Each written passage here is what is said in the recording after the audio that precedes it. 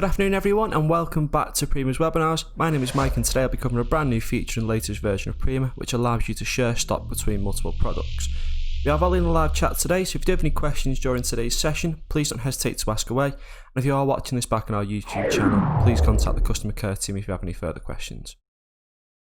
In the latest version of Prima, there's been some changes to the way pack sizes work. We've been able to introduce this new function in which you can set up a link between products and share stock between them. Some use cases of this is where your customers may recognise a generic code such as A4 paper, but then you sell them a code such as WX01087, which is the example we're going to use today. As well as with the new changes, if suppliers sell an each and then another supplier sells the same item as a pack, those codes will be split. So you'll be able to share stock between them as well. Let's get into my live screen and we can actually go through setting these up. So to actually set this up, we want to go into stock and products. And as you can see, I've already got a couple of items here that we're going to be using as an example.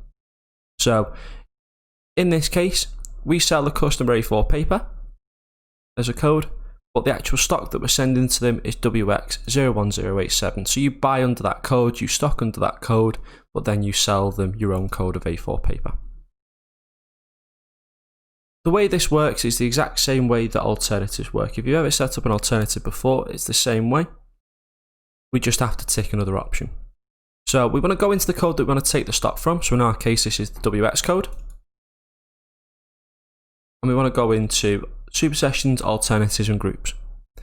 As you can see, I've already got an option set up here for this code, but all you would need to do is add a new alternative item, make sure the alternative type is optional, and tick share stock. Once that's been done, we can then go create a new order. If I go to new record and sales order,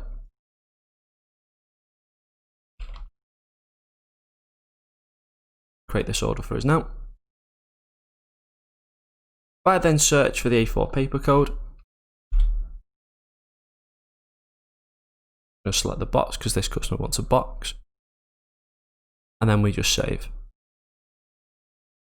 If I authorise this now, just to double check, in the background there was no stock in here. If you want to check in the actual order itself, there's no stock against this item under delivery details. You can see the quantity available there is 0.